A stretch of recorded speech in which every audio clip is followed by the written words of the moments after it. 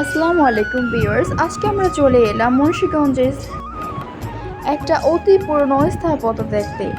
এইটা কিন্তু মূলত মুন্সিগঞ্জে অবস্থিত। তো এক সময় কিন্তু এই মুন্সিগঞ্জের নাম জেলাটার বিক্রমপুর নামেই পরিচিত ছিল।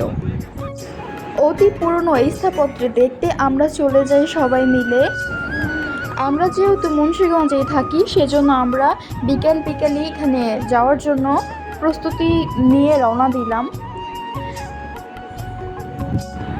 তো ফাইনালি আমরা চলে এলাম মুন্সিগঞ্জের টঙ্গিবাড়ি উপজেলার সোনারং গ্রামে। এখানে সোনারং জোড়া মঠ নামে সেই স্থাপনাটি দেখতে আমরা এখানে বেশ কয়েকজন মিলে গিয়েছিলাম। আমরা সব বাচ্চা কাচ্চা সহ প্রায় 10 থেকে 11 জনের মতো ছিলাম।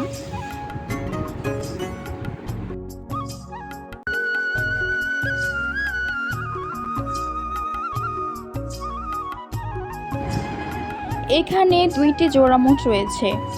প্রথমটি নির্মাণ করা হয়েছে 1843 খ্রিস্টাব্দে এবং দ্বিতীয়টি নির্মাণ করা হয়েছে 1886 খ্রিস্টাব্দে নির্মাণ করা হয়।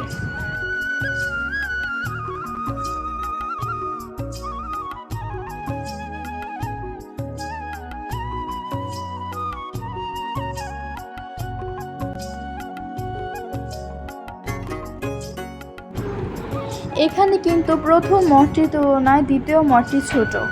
তো আগেই বলেছি, প্রথম মঠটি তৈরি করা হয় আগে এবং দ্বিতীয় মঠটি তৈরি করা হয় পরে।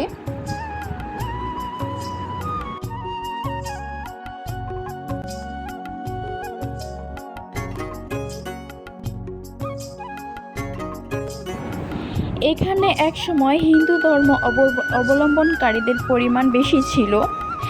এই নির্মাণাদি সেই দিনগুলোরই উদাহরণ।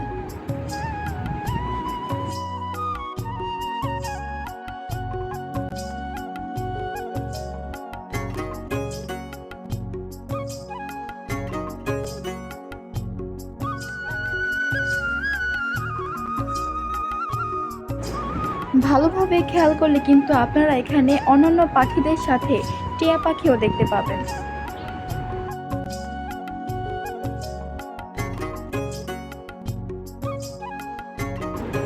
এখানে কিন্তু বিকেল হলে অনেকেই তাদের ফ্যামিলি নিয়ে ঘুরতে আসে। চাইলে আপনারাও আসতে পারেন, দেখে আসতে পারেন বিক্রমপুরের ঐতিহ্যবাহী আদি পুরনো স্থাপত্য।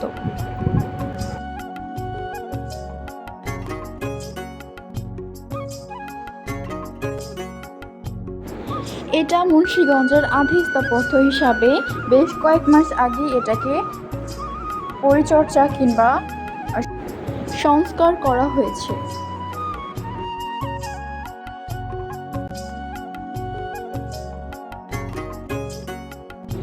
এর ভেতরটা খুবই অন্ধকারাচ্ছন্ন, দেখার মতো কিছুই নেই, সেজন্য আমরা কেউই আর এর ভেতরে যাই নাই।